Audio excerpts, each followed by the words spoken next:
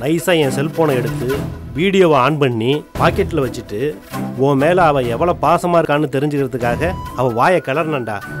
அதுக்கு அவள் என்ன சொல்கிறான்னு நீயே பாரு. ஏன் மோகினி இப்படி விரதம் இருந்து உன் உடம்ப வருத்திக்கிற? அவன் தான் உன் மேலே பாசம் இல்லை, உன்னை பார்க்கவே முடியாதுன்னு சொல்லிட்டானே. என்னை கௌதம் ரொம்ப நேசிச்சார் ராமு. அவரால் நான் தப்பு பண்ணதை தாங்கிக்க முடியல, அதனால தான் கோவப்பட்டாரு. ஒரு கணவரா என் மேல கோவப்படவும் அடிக்கவும் அவருக்கு உரிமை இருக்கு. பேய நடிச்சு எல்லாரையும் ஏமாத்தி தப்பு பண்ண குற்ற உணர்வுல தான் நான் வீட்டை விட்டு வெளியில வந்தேன். பிரிஞ்சு வந்ததுக்கு அப்புறம் தான் அவர் மேல எனக்கு காதலே அதிகமாச்சு. எவ்வளவு நல்லவரை நம்ம கஷ்டப்படுத்தி இருக்கோமேன்னு நினைச்சு நினைச்சு நான் வேதனைப்பட்டு இருக்கேன். தினமும் அழுதுட்டு இருக்கேன். என் மனசு முழுக்க கௌதம் மட்டும்தான் இருக்காரு, வேற யாருமே இல்ல ராமு.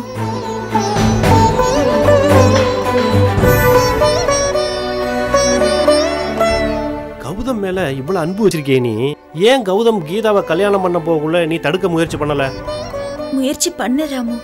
கீதாவை கல்யாணம் பண்ணிக்க போறாருன்னு கேள்விப்பட்டதும் தினம் ஒரு கோவிலுக்கு போய் கௌதம் ஏன் என்ன மறந்துட்டாரு, அவர் என்ன உண்மையா லவ் பண்ணவரு, கடவுளே எங்களை சேர்த்து வாழ வைன்னு நான் இன்னைக்கும் வேண்டிட்டு தான் இருக்கேன். இப்படி நினைச்ச நீ உடனே கௌதம் வீட்டுக்கு போயிருக்கலாம்ல. அத்தை வற்புறுத்தி கீதாவை கல்யாணம் பண்ண அவர்கிட்ட சம்மதம் வாங்கியிருந்தாங்க. நான் போய் நின்னா பிரச்சனை இருக்காதா? கௌதம் இன்னுதான் வேதனைப்பட்டிருப்பாரு, என்ன அப்புறம் சுத்தமா வெறுத்திருப்பாரு. கௌதம் வீட்டுல அத்தை, மாமா, கார்த்திக் மாமா, ஜானகி அக்கா எல்லாரும் சந்தோஷமா இருக்கணும். அருமையான குடும்பம், அவங்க எல்லாரும் நல்லா இருக்கணும் ராமு. என்ன மோகினி, கௌதம் மேல இவ்வளவு அன்பு வச்சிருக்க, அப்புறம் எப்படி கிஷோரை நீ கல்யாணம் பண்ணிக்க போறதா ஒரு பேச்சு நடந்துச்சு? அது அத்தையோட கிஷோரோட விருப்பம் ராமு. கொஞ்ச நாளைக்கு அப்புறம் தான் எனக்கு இதை பத்தியே தெரிய வந்தது. அதுக்கப்புறம் தான் கௌதம் தான் எப்பவும் என் மனசுல இருக்காருன்னு அவங்களுக்கு புரிய வச்சுட்டேன். இப்பவும் சொல்றேன், எப்பவும் சொல்லுவேன், நான் விரும்பிதான் கௌதம கல்யாணம் செஞ்சேன். பிருந்தா பேச்சை கேட்டு நான் அவரை சந்தேகப்பட்டேன். அதுக்கான தண்டனையும் நான் இப்ப அனுபவிச்சுட்டு இருக்கேன். நான் சாகிற வரைக்கும் கௌதம் தான் என்னோட கணவர் ராமு. இனிமே இப்படி எல்லாம் கேட்காத ராமு, பிளீஸ். கிஷோர் எங்களை சேர்த்து வைக்கத்தான் கீதா கூட சண்டை போட்டான். டேய், என்னடா இதுக்கே இவ்வளவு ஃபீல் ஆயிட்ட? உன்னை வெளியில கொண்டு வர்றதுக்கு எந்த அளவுக்கு மோகினி கஷ்டப்படுறாங்கிறத இப்ப பாரு.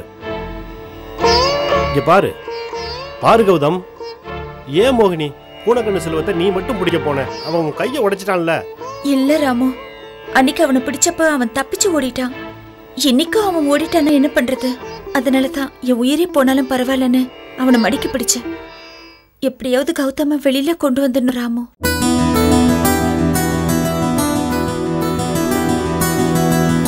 டேய், மோகினி பத்தி நான் சும்மா வாயால சொன்னா நீ நம்ப மாட்டேன்னு தான் அவளை பேச வச்சு வீடியோ எடுத்துட்டு வந்து காட்டுறேன்டா. ஏய், நீ இதையும் மோகினோட நடிப்புன்னு சொன்னு வச்சுக்கேன். ஏய் அவசரக்காரா, கோவக்காரா, நீ ஜெயிலே கடந்து சாவுடா. ஜெயிலர்கிட்ட சொல்லி இன்னும் இவன் ஒரு 10 வருஷம் உள்ள போடுங்க அப்படின்னு சொல்லிட்டு போறேன். இதெல்லாம் அப்பாவுக்கு தெரியுமா? தெரியாதுடா. இது தெரிஞ்சா அவர் ரொம்ப மனசு வேதனைப்படுவாரு. டேய், என்னடா கௌதம் எதுவும் பேச மாட்டேங்கிற? இன்னைக்கு காதல்லாம் எப்படி தெரியுமா இருக்கு? லவ் பண்ணி கல்யாணம் பண்றாங்க, கொஞ்ச நாளையிலேயே என் எதிர்பார்ப்பு நிறைவேறல அப்படின்னு சொல்லி டைவர்ஸ் கொடுன்னு கோர்ட்ல போய் நிக்கிறாங்கடா. டேய், எந்த எதிர்பார்ப்பும் இல்லாம ஒருத்த மேல ஒருத்தர் அன்பு காட்டணும்னு உள் உணர்வு சொல்லுது பாரு, அதுக்கு பேரு தான்டா காதல். நீ மோகினியை காதலிச்ச, ஆனா அப்படி இருந்திருக்கணும் இப்படி இருந்திருக்கணும் அப்படின்னு எதிர்பார்த்த. ஆனா இப்ப மோகினி எந்த எதிர்பார்ப்புமே இல்லாம உன்னை காதலிக்கிறாடா. டேய், அவளுக்கு அழகு இருக்கு, படிப்பு இருக்கு, நல்ல குணம் இருக்கு. இன்னைக்கு இப்படி இருக்க பொண்ணுங்க இன்னைக்கு புருஷன் சரியில்லைன்னு தோணுச்சுன்னு வச்சுக்கேன், உடனே டைவர்ஸ் பண்ணிட்டு வேற ஒருத்தனை கல்யாணம் பண்ணிக்கிட்டு டேக் இட் ஈஸி பாலிசின்னு போயிடுறாங்கடா. வரதட்சணை கேட்கறாங்கன்னு போய் சொல்லி உடனே ஈஸியா டைவர்ஸ் வாங்கிட்டு போயிடுறாங்கடா. டேய், நான் இவ்வளவு பேசுறேன், நீ எதுவுமே பேசாம நிக்கிற. போடா, நீ உள்ள கடந்தே கிட கட்டு போடா. ஆளை பாரு. ராமு, என்ன மன்னிச்சிடுறா. நான் ஒரு ஆம்பளை, என்ன போய் மோகினி ஒரு ஆம்பளை மாதிரி நடிச்சு ஏமாத்தினாலே அந்த ஆத்திரம் மட்டும் தான்டா இவ்வளவு நாளா எனக்கு இருந்துச்சு. ஆனா மோகினி இன்னும் என்ன லவ் பண்றான்னு எனக்கு புரிய வச்சிருக்க பாரு. இதை விட சந்தோஷம் உலகத்துல வேற என்னடா இருக்கு? நீ இப்பவாவது மோகினியை பத்தி புரிஞ்சுக்கிட்ட பாரு. எனக்கு இதோட சந்தோஷம் வேற எதுவும் இல்லடா. நீ கவலைப்படாத, மோகினி உன்னை சீக்கிரமே வெளியில கொண்டு வந்துருவா. நான் வர்றேன்டா. ராமு, டேய், நான் மோகினிய பார்க்கணும்டா. டேய், நான் வர்றப்ப கூட மோகினி உன்னை பார்க்கணும்னு ஆசைப்பட்டாடா. வந்தா நீ வெறுப்பா பேசுவ, உனக்கு மனசு கஷ்டத்தை கொடுக்கூடாதுதான்டா அவ வரல. இப்போ ஒன்றும் கெட்டு போகல. நீ சொல்லிட்டில்ல, ஜெயிலர்கிட்ட பர்மிஷன் வாங்கி சீக்கிரமே மோகினியை இங்கே அழைச்சிட்டு வர்றேன்டா. நான் வர்றேன் கௌதம், பார்த்துக்க.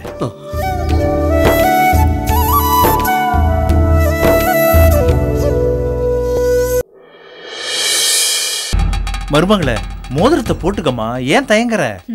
தயங்கல மாமா, போட்டுக்கிறேன். ரொம்ப தேங்க்ஸ் மாமா. ஏம்மா, நீ உண்டாயிருக்கிற விஷயத்த உங்க வீட்டுல எல்லார்ட்டையும் சொல்லிட்டியாமா? கரெக்டா ஞாபகப்படுத்துனீங்க மாமா. வா ராஜேஷ், மேல போய் எல்லாருக்கும் ஃபோன் பண்ணலாம்.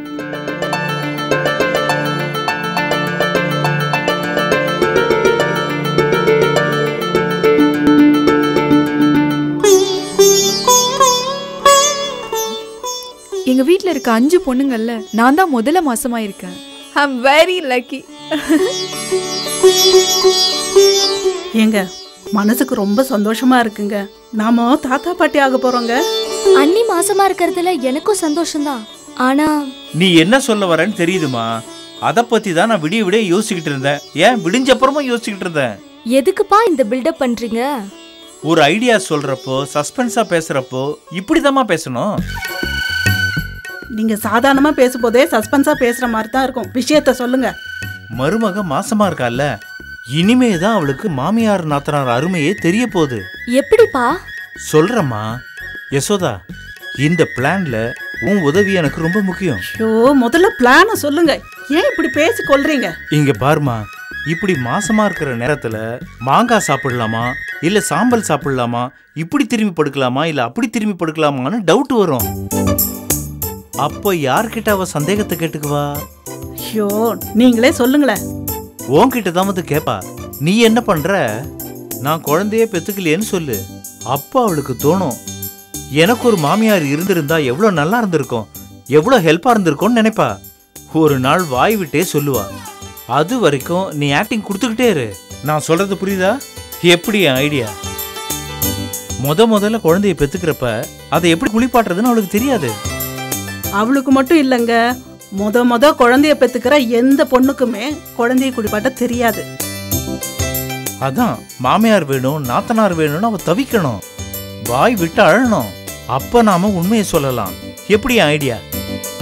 உங்களை கல்யாணம் பண்ண நாள்ல இருந்து இப்பதாங்க சூப்பர் ஐடியா கொடுத்தீங்க. வெல்டன்ங்க. யாரு உங்க வீட்டுக்காரர் இந்த ஐடியா பண்ணாரா? என் பொண்டாட்டி கிட்ட தப்பிக்க கஷ்டப்பட்டு யோசிச்சு ஐடியா பண்ணி உங்க வீட்டுக்கார்ட்ட சொன்னது நானு. அப்போ இவர் ஐடியா பண்ணலையா? இவரு மூளையை யூஸ் பண்ணலையா? போயிட்டாருமா. எப்படியோங்க, என் மருமக மாசமாயிட்டா. நாங்க எல்லாருமே ரொம்ப சந்தோஷமா இருக்கோம். நீங்க வேணா பாருங்களேன், கூடிய சீக்கிரமே மாமியார் வேணும் நாத்தனார் வேணும்னு என் மருமக வாயாலே சொல்ல வைக்கிறேன்.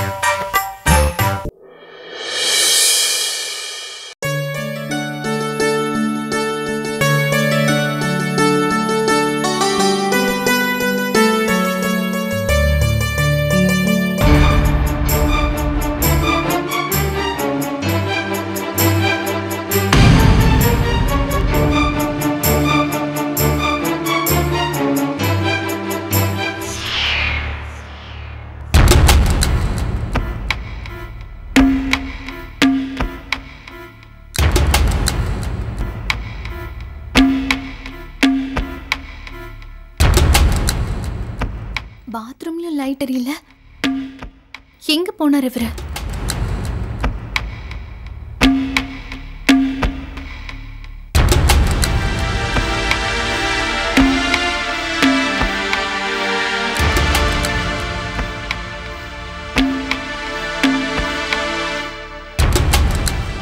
போலீஸ் ஸ்டேஷன்ல கூப்பிட்டு இவரை விசாரிச்சதுல இருந்தே இவர் ஒழுங்கா தூங்குறது கிடையாது. அடிக்கடி இப்படி தூங்காம உட்காந்துட்டு இருக்காரு. இல்ல, அநியாயமா நீ போய் மாட்டிக்கிட்டடா.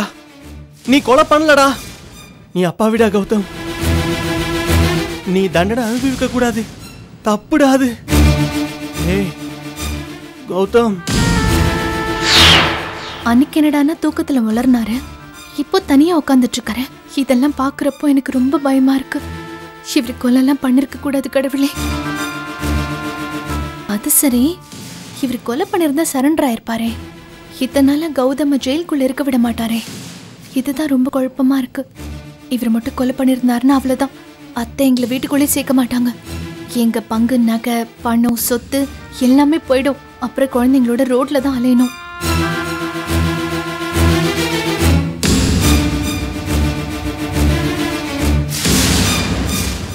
ஜானகி, ஜானகி, என்னத்த?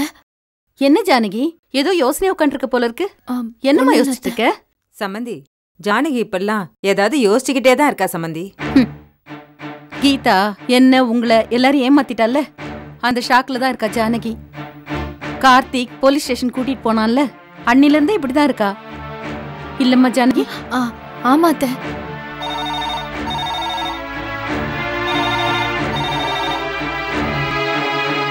ஹலோ, யார் பேசுறது? மேடம், நான் ராமு பேசுறேன். நல்லா இருக்கீங்களா மேடம்? நான் நல்லா இருக்கேன்ப்பா. கௌதம் போய் பார்த்துட்டு வந்தியாமே, என்னப்பா சொன்னா? உங்க எல்லாரையும் விசாரிச்சான் மேடம். உங்கள்கிட்ட வேலைக்கு நீங்க சாப்பிடணும்னு சத்தியம் வாங்கினதா என்கிட்ட சொன்னான். நீங்க ஒன்றும் கவலைப்படாதீங்க மேடம். கௌதம் சீக்கிரமே ஜெயிலேருந்து வெளியில வந்துருவான். ரொம்ப நன்றி ராமு.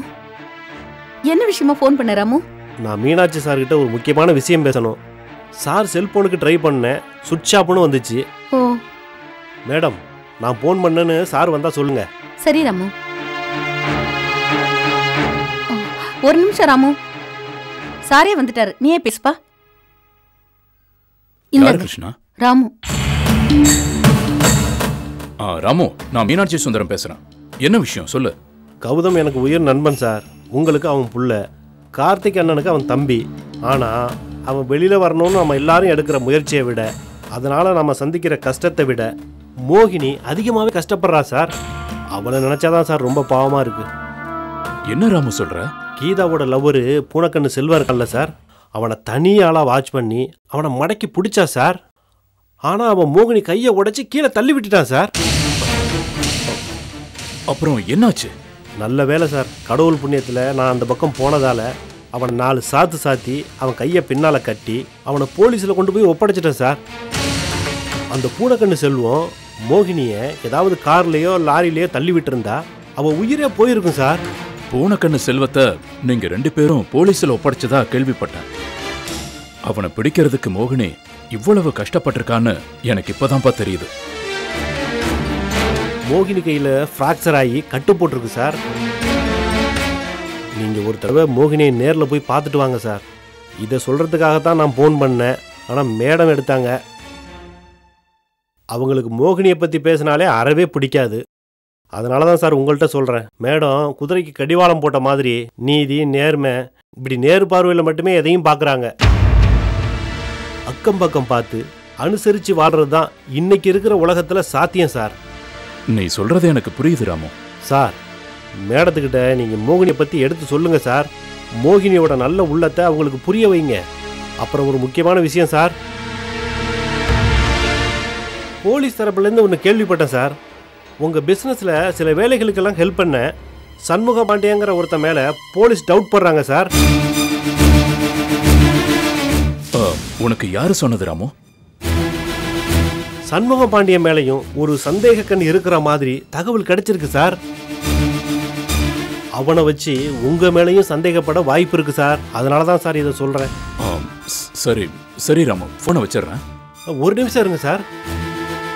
நீங்க போனை வச்சதும் கார்த்திக் அண்ணனை தனியாக கூட்டு போய் மோகினி குற்றவாளியை பிடிக்கப்படுற கஷ்டத்தை சொல்லுங்க சார். மேடம் நான் என்ன பேசுனேன்னு தெரிஞ்சுக்க விரும்புவாங்க. நிச்சயம் நீங்க 2 பேரும் பேசுறத அவங்க காதுல வாங்குவாங்க. அப்பதான் அவங்களுக்கு மோகினி மேல ஒரு சாஃப்ட் கார்னர் வரும் சார். அப்படிங்கிறியா? ஆமா சார். மோகினி மேடம் காலில் விழுந்து மன்னிப்பு கேட்க ஆசைப்படுறா, அவங்க போட்டா வச்சு தினம் கும்பிடுறா, அப்படி இப்படின்னு நான் சொன்ன மாதிரி 2-3 நல்ல விஷயத்தை சேர்த்து சொல்லுங்க சார். மேடம் மனசு நிச்சயமா மாறும். ரொம்ப நன்றி ராமு. எங்க எல்லாரையும் விட நீதான் கௌதம் மோகினி சேர்ந்து வாழணும்னு ரொம்ப ஆசைப்படுற. எனக்கு ரொம்ப சந்தோஷமா இருக்குப்பா. சரி ராமு, போனை வச்சிடறேன். போனை வச்சிடாதீங்க. இந்த டிராமாவை ஸ்டார்ட் பண்றதுக்கு ஓப்பனிங் சீன் வேண்டாமா? இதெல்லாம் நீ மேடத்துக்கிட்ட சொல்லலையா அப்படின்னு கேட்டுட்டு போன வைங்க. என்ன ராமு, இதையெல்லாம் நீ மேடத்துக்கிட்ட சொல்லவே இல்லையா? கரெக்டா கேட்டீங்க சார்.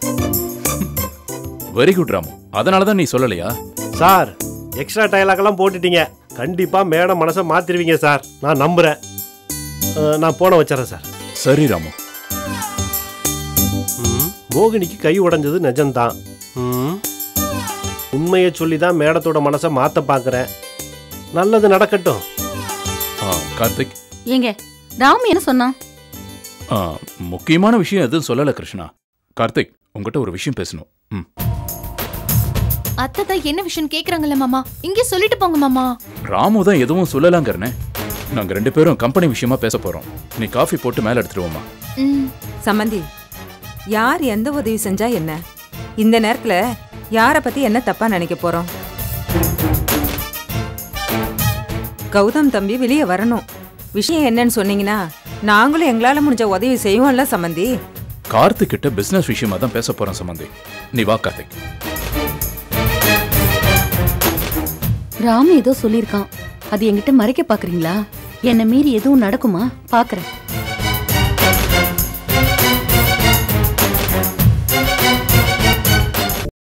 என்னப்பா முக்கியமான விஷயம் பேசணும்? மோகினியை பத்தி தான்டா பேசணும். ஏதோ கம்பெனி விஷயமா பேசணும்னு அம்மா கிட்ட சொன்னீங்களேப்பா. உங்க அம்மாவுக்கு தான் மோகினியை பத்தி பேசினாவே பிடிக்காதேடா. ஆனா ராமு சொன்ன விஷயத்த உங்ககிட்ட சொல்லாம இருக்க முடியாது கார்த்திக். கௌதம வெளியில கொண்டு வரதுக்காக மோகினி படுற கஷ்டத்தை நினைச்சா மனசு தாங்க முடியல கார்த்திக்.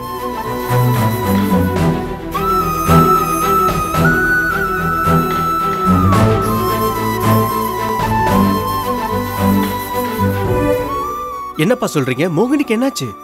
அவ தனி ஆளா நின்னு பூனக்கண்ணு செல்வத்தை மடக்கி பிடிச்சு அவனை போலீஸ்ல சரண்டர் ஆக சொல்லியிருக்கான். அவன் அதெல்லாம் முடியாதுன்னு சொல்லி மோகினி கைய உடைச்சு கீழே தள்ளி விட்டுட்டு ஓட பார்த்திருக்கான்.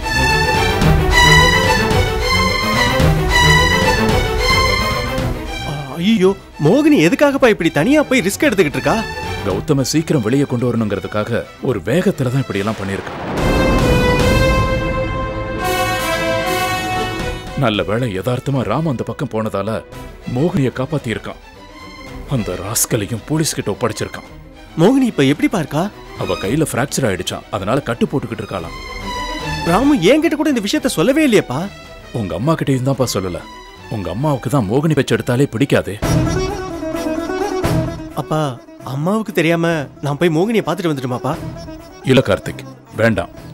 கிருஷ்ணா தான் அன்னைக்கு சொல்லியிருக்கான்ல, கிருஷ்ணாவை மீறி நாம மோகினியை போய் பார்க்கறது தப்பு.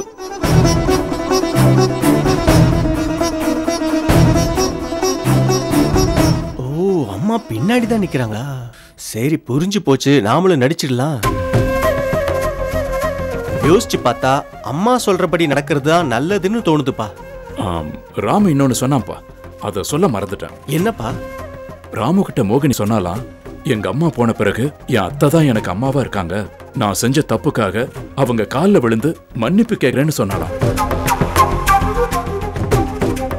கிருஷ்ணா போட்டோவில் தான் அவ தினமும் கண் முழிக்கிறாளாம் கார்த்திக். அத்தை மாதிரி எனக்கும் அறிவை கொடுன்னு சாமி கிட்ட வேண்டிக்கிறாளாண்டா.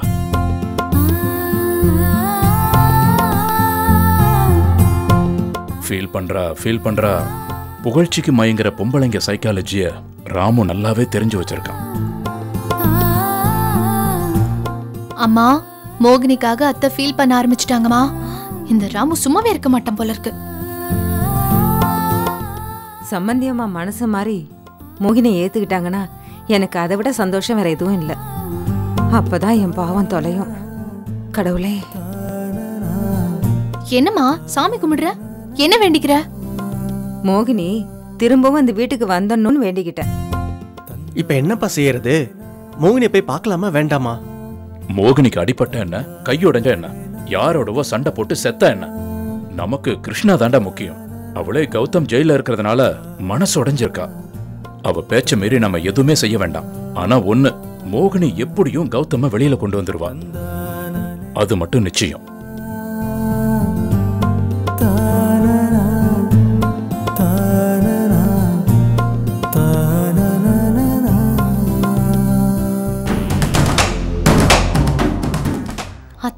மாறிடும் போல இருக்கேம்மா.